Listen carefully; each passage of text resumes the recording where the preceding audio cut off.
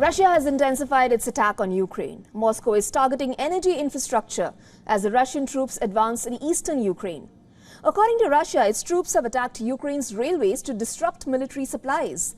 They attacked Ukrainian military trains, anti-artillery radars, and unmanned aerial vehicle control points, among other targets.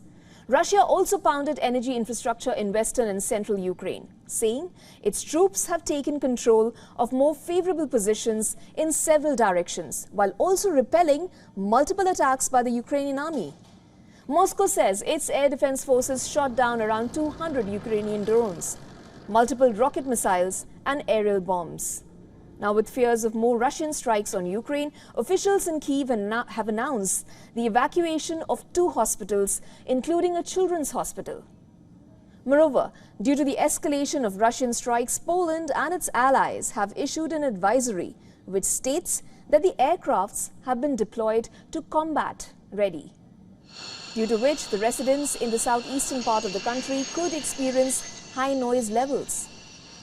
On the other hand, as Ukraine awaits aid from its ally, the Pentagon has announced that America will provide Ukraine with additional Patriot missiles for its air defense systems.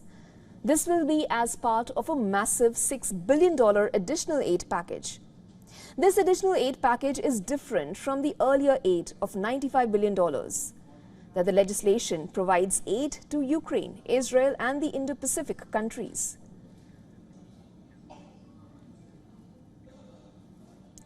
And to know more on this, we are now being joined by Sergej Samleny, who is a defense expert and director of a European Resilience Initiative Center, and he's joining us live from Copenhagen. My first question to you is, are there definitive signals of Russia stepping up the offensive in Ukraine as the US clears more aid? Hello, and thank you for having invited me today. Well, the situation on the front line is very dire since months, as the support for Ukraine in form of artillery ammunition and anti-air missiles for air defense systems has practically stopped from the US since months, and from Europe, the deliveries could not compensate that lack of the ammunition and arms. And Russia used this advantage on the front line.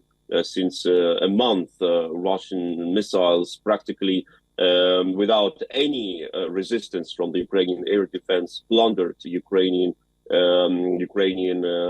power plants in Kharkiv, close to Kyiv, and in other regions. 1 million inhabitants city of Kharkiv remained without electricity and heat.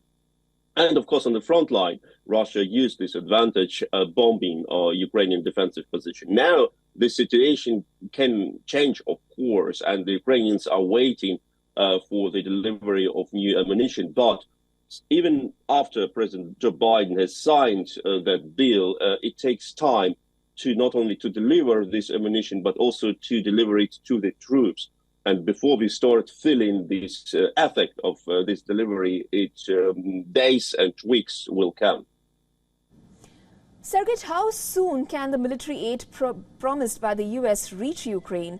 And what formalities and hurdles does it need to go through?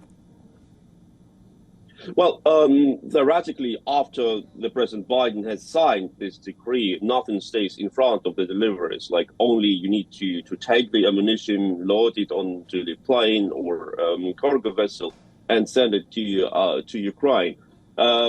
We know that the ammunition which should be sent to Ukraine is already selected. In fact, the problem is that when, like, we speak about, look, $6 billion for direct help in form of arms for Ukraine, like 6 out of this 61 billion. That's amazing. But if you look closer into these details of how this ammunition is spread, you see that a huge part of this money is not the ammunition which will be sent to Ukraine right now, but is set to be produced first in the US and sent to Ukraine within the next years. I am not mistaken here, not months, years. So out of the 61 billion is a huge sum, and a part of this ammunition will be delivered immediately, and that's good. But we should not think that this 61 billion will be sent to Ukraine within like one shot, one package. it is being spread over a longer time, and that is not a good news for those soldiers in Ukraine and for those civilians who live either under Russia's occupation and are being subject of tortures and executions. We have constantly these reports of what happens to Ukrainian civilians under Russian occupation, and of course to Ukrainian civilians who suffer under Russian missile strikes, like a hospital in Kharkiv today, which has been hit by a Russian missile. Okay, thank you so much, Sergej Samleni, for joining us on the broadcast. The key take away from this being that these funds are going to be used very judiciously because they are going to be spread over a course of time. Thanks so much for joining us. Thank you so much for the invitation. For all the latest news, download the WION app and subscribe to our YouTube channel.